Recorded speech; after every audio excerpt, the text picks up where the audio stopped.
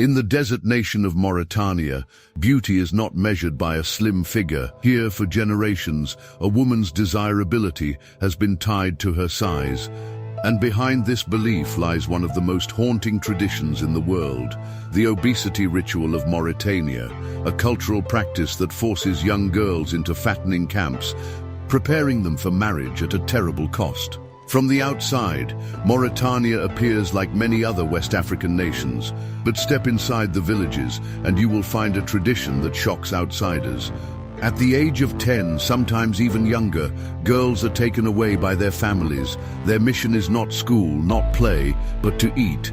Morning to night, they are force-fed enormous amounts of food, bowls of couscous, meat and milk, until their bodies swell. To resist is dangerous. Mothers pinch the skin of their daughters with sticks. If it doesn't leave marks, the girl is beaten, forced to eat more. This is not nourishment. This is ritual, a carefully guarded passage into womanhood. Locals call it le bleu, a practice believed to bring wealth, honor, and marriage. To the men of Mauritania, a larger bride means prosperity, proof that her family can provide. To the women, it means survival. Those who are thin are seen as cursed, unworthy of a husband, and so the cycle continues, generation after generation, behind closed doors and whispered lullabies that mask the screams of children.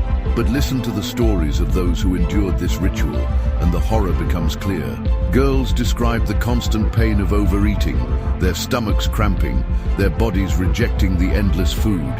Some faint from exhaustion, others are left with permanent scars, not only on their bodies but on their minds.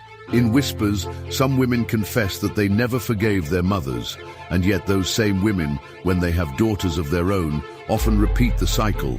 Why? Because in Mauritania, refusing the ritual means condemning a child to loneliness, poverty and shame. Science tells us that obesity brings danger, heart disease, diabetes, shortened lifespans. But in this culture, health is sacrificed at the altar of beauty. Outsiders call it barbaric, insiders call it necessary. And in the middle of this clash, innocent children pay the price. The ritual transforms them not into symbols of beauty, but into survivors of a cultural battlefield, carrying the weight of generations on their fragile shoulders. Today, whispers of change can be heard in the capital city of Nouakchott. Younger generations, influenced by global media and health campaigns, are beginning to question le bleu. Doctors warn of the medical consequences, and activists speak out against the cruelty of force-feeding. Yet in remote villages, far from modern influence, the ritual lives on unchanged. There, tradition is stronger than science, and family honor is more powerful than a child's tears.